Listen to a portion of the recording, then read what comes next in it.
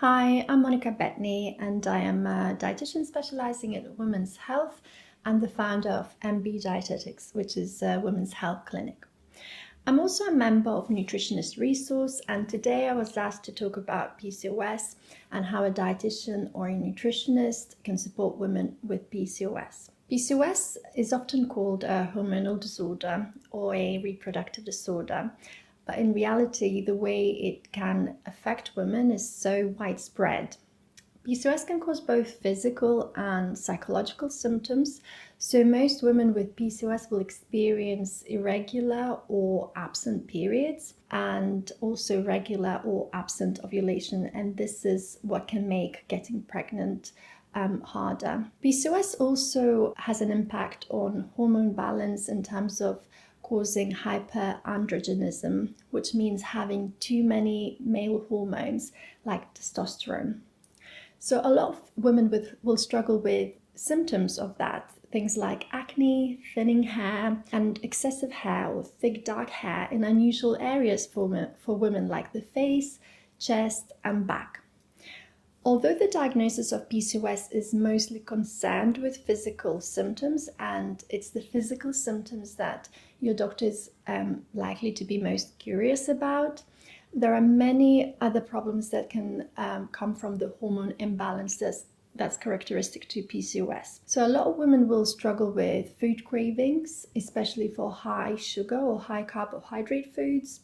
Also, a lot of women struggle with emotional eating, and there are higher rates of disordered eating amongst in terms of women with PCOS. Lots of women also struggle with anxiety, low mood, fatigue, and brain fog. The other downside of having PCOS that a lot of women feel anxious about is that it's associated with a higher risk of developing diabetes and heart disease in the future.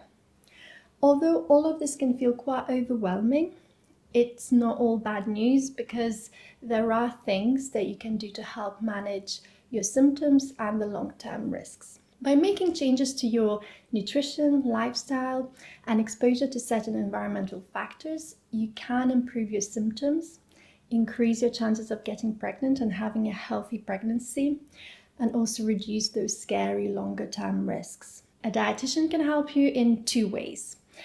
They can provide you with science-based advice that's personal for you on what nutrition and lifestyle changes and also environmental considerations will work best for improving your PCOS. They can also assist you in making those changes. Just having knowledge doesn't always lead to behavior change, so having support can be very, very helpful. PCOS has no cure, and therefore it's not a good idea to fall for those diets that promise a quick fix but are impossible to stick to long term. If you're planning to make changes, ask yourself whether they are achievable to maintain over the long run.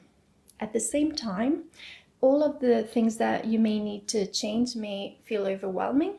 So if you work with somebody who can help you make gradual and sustainable changes that are practical to you, it can make a big difference in whether you achieve your goals or feel like you've failed yet another diet. So if you'd like to find out a bit more about what working with a nutritionist or dietitian may look like and how working together might benefit you, go to Nutritionist Resource and have a look at different profiles. You can find a number of qualified dietitians and nutritionists on there, including me, or you can find me at www.mbdietetics.com.